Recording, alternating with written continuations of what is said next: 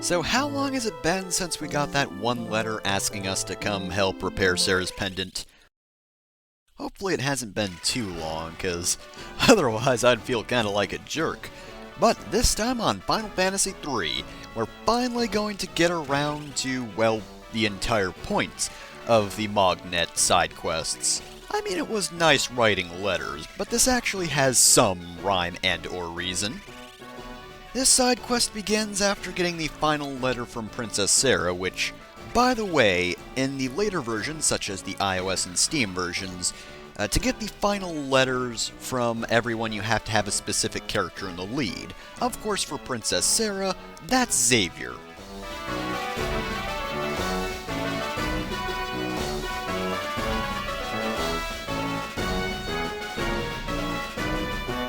Plus, we're probably not going to get into any random battles, so we won't have to rest. Alright, we got Sarah's pendant. Well, I do know of a blacksmith. He's probably not a very good one, considering he is advertising better blacksmiths, but we could go to Taka to get this fixed. I mean, it's just a chain, right? We can get this pendant fixed up fairly easily. So, of course, to get Taka's final letter, you are going to need Ayla in the front row. And, for the rest of them, I believe you need Dante, or William, I think, is also acceptable for Tapapa's final letter, even though that was a very long time ago at this point. Dante for Sid, I'm pretty sure. And, of course, William, even though it's going to be a fairly long time before we're able to get the final letter from Prince Alice, he is who you're going to need in the front for that. And I don't think it matters when we eventually start doing the Four Old Men stuff.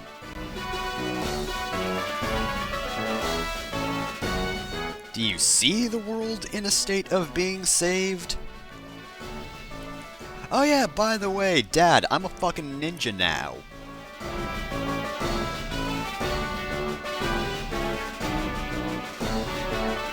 Oh, great. Glad I took the time to come out of you. Do you even really need to make a mithril ram?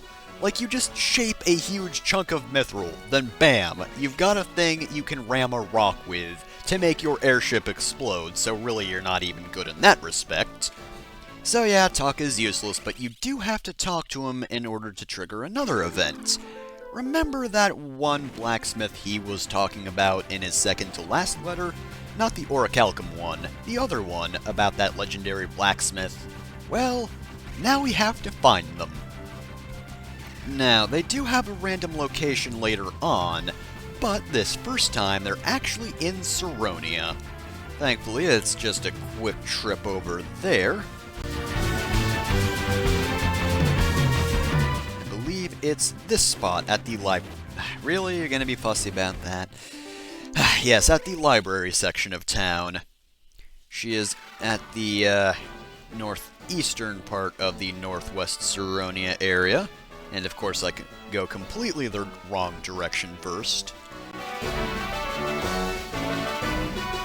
So they're in the last place I check. Which, you know, is always the case, but here she is, the legendary blacksmith.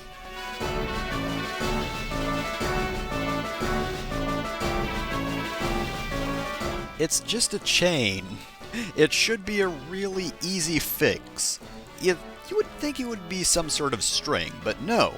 It is apparently some mysterious metal that no one but this lady has ever heard of.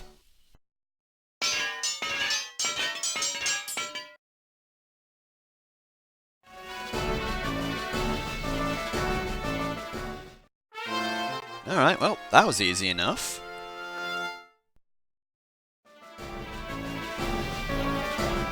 What do you mean we don't have much? We have a lot of fucking money. No, please, take my money. I have, like, nothing left to use it for. Hey, what do you know? We have heard of it. That was Taka's one use. He gave us a letter in which he mentions Orichalcum. Wow, really? So basically we're getting absolutely everything out of this deal, and she is just getting to make stuff. Yeah, I'm not going to disagree with that if she's fine with it. Alright, let's go find some orichalcum. But the question is, where? I mean, Taka mentioned it, but it's not like he knows where to find any. Well, we haven't sent a letter in this part just yet, so, who haven't we heard the last of just yet? Oh, what about Sid? Let us check the mail. Something in the basement. Definitely Sid's letter.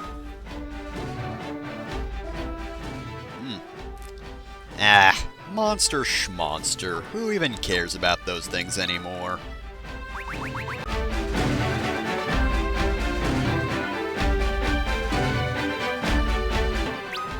Right. I guess since we have nothing else to do other than give Sarah her pendant back, we will just hop on right over and take care of that. Should only take a moment. It takes no time at all, but I'm still skipping over anyway.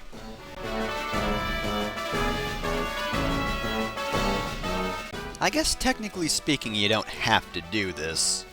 I mean, there's no real reward for it, other than just it in itself. I mean, come on, we did a good thing. That's good enough for you, right? It's not? Well, just be glad that this led us to meeting the legendary blacksmith, alright? That is basically the only purpose of that pendant breaking, though. But again, you never actually have to give it back. You can just keep it forever, but what kind of jerk would do that? Well, either a jerk or somebody very, very forgetful. What's this pendant here? Oh dear, Oh, I forgot about this. How angry is Princess Sarah going to be? Probably not too terribly angry, though. I mean, we've got to save the world, so we have stuff to do. I'm sure she'd understand. I say we have saving the world stuff to do, but we're not really doing anything involving that at the moment. We're gonna go take care of a monster in someone's basement, for crying out loud. That seems like it's pretty far away from actually being helpful to anybody. Alright, Sid's house, of course, is all the way in the back right here. Alright, I hear you got a pest problem. What's up, Sid? Alright. Don't worry, it's gonna be a little less permanent when I go down there and punch it to death. Oh dear. But that begs the question how you managed to just stand here all day. Ah well, he's old. So we're gonna be the ones to take care of this, and Mrs. Sid says the same thing she always does. Gotta be careful, but really there's no need to be careful. Because what could this guy even be? Apparently he's Gutsko, except he painted himself gold and now he's hiding in somebody's basement. Alright, so this guy right here could be tough if you tackle this side quest fairly early on. In fact, he's hanging out right outside of the Ancient's Maze. The thing is though, he's got 10,060 HP, 98 attack, 28 defense, and he knows Earthquake. That's just about it, but yeah, that's most of his health taken care of right there, and this is the rest of it right here. If you wait to do this side quest, it is the biggest piece of cake. Well, I don't know why Gutsko decided to paint himself gold and hide in the sewer, but he's dead now, and I guess that's some sort of switch? I mean, I already know what it is, of course, but it does kind of look like some switch, or at the very least a set piece you'd see in some other RPG, like you're in a futuristic area and you gotta press one of those to make a path appear. Gee, I wonder what this unknown metal could possibly be. Perhaps it is a metal that we need for a different side quest, and that this ties into it. Is that even possible? That all of these side quests are linked? I don't even know. Well, I mean, we didn't take a huge look around, but unless there are fish, it's all taken care of. No nearly nude goldmen, though. I can assure you of that. Oh hey, what do you know? Orichalcum. How convenient. Yeah, I think most things are out of Taka's league. he's really, really not that good. You don't think we're, like, in the black market or something, right? 'Cause the legendary blacksmith, as far as I know, she seems like a cool lady. Yeah, she's not involved in the black market. Again, as far as I know. Maybe there's some shady dealings, but she doesn't seem like the type. I mean, she's basically going to give us a cool weapon for free as long as she can craft something out of this. She is basically paying us constantly. Oh geez. Oh no, I'm making her work for exposure! Oh god, I'm the real monster here! Oh no. Can't believe it. Well, Warriors of Light? More like warriors of being terrible employers. Maybe we should insist that we pay her. I mean, even if the weapon's not that good, it's the thought that counts, right? I mean, we already have the pendant fixed, and we didn't need to pay for it, and now we're getting a material, and so on and so forth. By the way, she actually did move from this spot. She's not in Saronia anymore. She does move around a lot, but this location is also set. This time around, she's going to be in Falgabard. So, just hop on over these mountains, and let's go search for her in here. By the way, if you're not using a guide, this is pretty much the worst thing, because she does move around constantly, and you never really know where she's going. Again, unless for these two instances at least, you already have her location. It's set, she won't move from here, it's just moments after this where she will.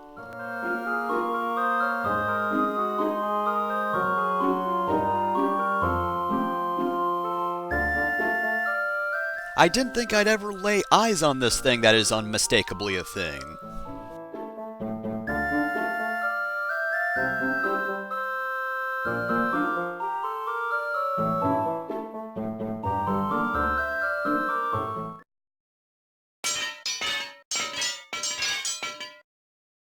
This'll be quite the challenge. And then, 2 minutes later...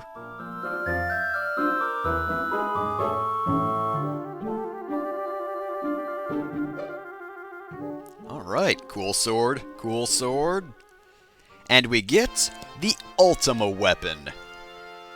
Yeah, apparently this lady is the one who created the Ultima weapon, at least in this game. Or maybe Final Fantasy III is actually the prequel to all the other Final Fantasies.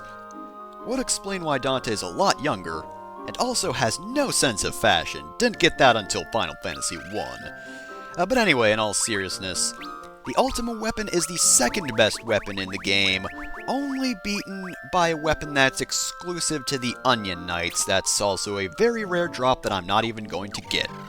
So yeah, now he has the Ultima weapon.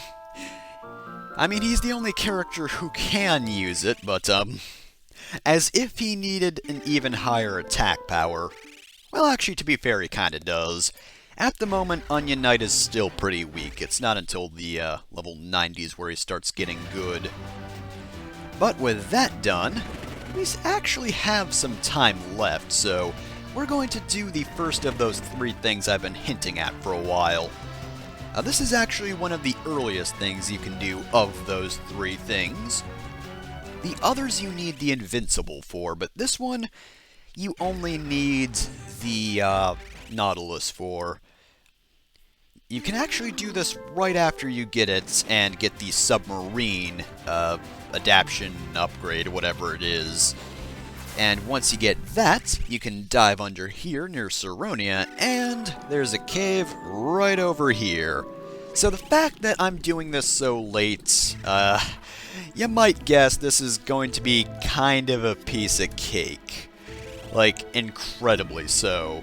Even the boss, who could potentially be dangerous, yeah, I'm kinda gonna wreck him just a tiny little bit. But anyway, it's another sewer dungeon, so, doesn't really look that good. I mean, again, it's not the worst, not tile set, or I guess it's textures or whatever, but it's not the worst set of textures, but I've seen better, and not many people like sewers anyway.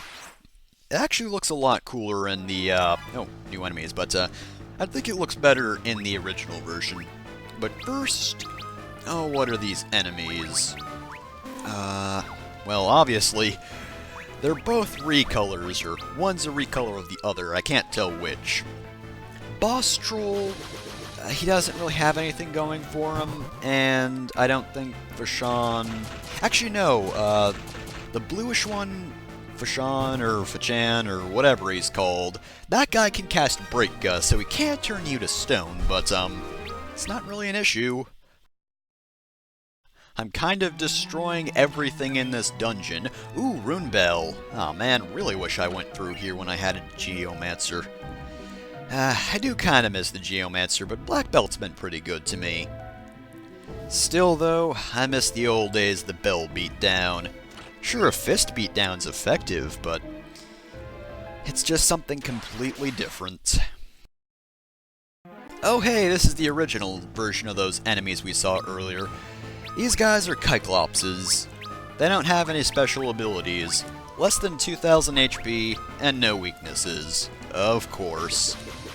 I say that for a lot of things, but then again, elemental weaknesses have kind of been completely useless for a while. Just because everything's... I already went through this rant. Oh wow, 1 damage. Okay, yeah, I'm definitely over-leveled for this dungeon. Oh man, that was totally necessary. Gotta heal off that 1 damage. So anyway, I was starting to say, NES version looks less like a sewer area and more like a bit of a temple-ish area. Not precisely, but it's got this nice white tile set with a whole lot of water. It's got a pretty similar layout though, so it's not like some of the other dungeons that were changed in pretty major ways for this version of the game. So over here we have 8 chests in all, but this one's a trap. Oh no! Alright, so this guy's a Ouroboros, 2,660 HP, so we're going to kill him in 1 hit, 81 attack, 26 defense, and he can inflict Petrify, but none of that matters because I'm fighting him ever so late. So the thing about this area is, it's got a whole lot of treasures, like this elixir, which can't be bought in stores, so it's good for stocking up on supplies, but each one has a random battle. Normally, I don't skip battles like that, even if they're enemies we've seen, but it's the same enemy 4 times in a row, so that would get boring, especially since I'm killing him in 1 hit. The other chests, though, have Phoenix Downs and a recolor of Kraken. This guy is Senchos. He's got 4,000 HP, 69 attack, 24 defense, and really the only thing he's got going for him is the fact that he can attack twice. That's pretty much it. He's dead now. Right, so of course, because he is the same encounter for all 4 of these chests, I'm going to be skipping these traps as well. Really, I would have preferred a bear trap, just get my legs snagged in something. That would have been far more harmful to me. Cause come on, monsters, really? I can kill those monsters in 1 hit. I don't have to care about them at all. But that's almost it for this dungeon. However, remember that room we saw but couldn't get to earlier? Well, this is that room. And with this unfitting music, we have Odin right here.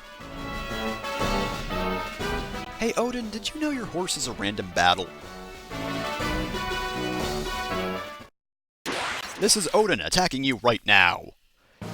Right, so Odin has 31,000 HP, 81 attack, 35 defense, and of course, he's got his usual move, Zentetsuken, which is very dangerous, attacks the entire party, does quite a bit of damage as well. Also, good thing to point out here, there is a certain type of weapon called the Gungnir, which can only be attained through this battle. think it's a rare drop, so of course the better thing to do here is try to steal it and hope for the best, because you're probably not going to get his rarest drop. If you do, congratulations, you've got a very rare weapon. But honestly, because it is a lance weapon, it's not useful to any of my party members, so I'm not even going to bother with it. Because honestly, Dante's the only one who can use it, and he's got far better weapons. Oh, here he comes with his ultimate attack, and that does actually do a fair amount of damage. And I'm just going to ignore that.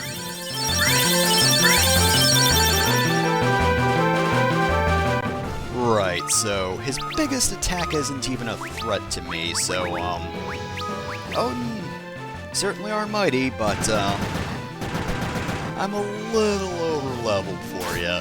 Probably should have done this a lot sooner. But, maybe if you just, do a double Xantasuken, maybe you'd win. But you didn't do that, and now you're dead. Well, that was easy enough. Hopefully those other two things I repeatedly mentioned are a bit more of a challenge. Cough cough, they won't be. But that's Odin defeated. And of course he makes me use the second screen, 'cause everything does these days. So from that we get the summoning spell Catastro. Of course, when used by a summoner, that uses Xantasuken on the enemies, and it has a power of 195 if that means anything to you. With an Evoker or a Sage, it can either cast Protective Light, which casts Reflect on the entire party, or Slash, which just does a whole lot of damage to one enemy, and is significantly weaker than Xantasuken.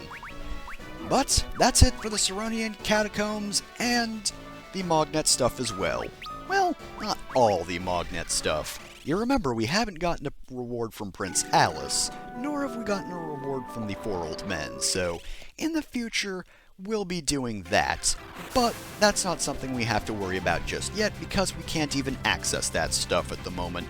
So, next time on Final Fantasy III, let's go over to that lake on the floating continent. Something about that's been bothering me for a while.